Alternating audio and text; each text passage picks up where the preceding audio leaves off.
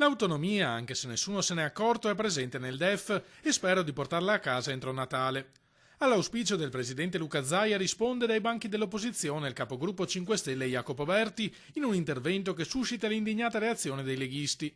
Finora abbiamo sentito solo promesse, attacca il grillino. Il ministro Erika Stefani dovrebbe finalmente mettersi a lavorare. Abbiamo fatto una campagna elettorale proprio per il referendum per l'autonomia, 2,5 milioni di veneti sono stati chiarissimi e la chiedono a gran voce, e per il principio della democrazia diretta vogliamo dare questa autonomia come è stata chiesta dai cittadini. Però appunto c'è un ministro competente, da parte nostra come 5 Stelle totale e assoluta disponibilità a portarla avanti, però adesso se la deve sbrigare giustamente il ministro che ha in mano il dossier e speriamo che lo faccia.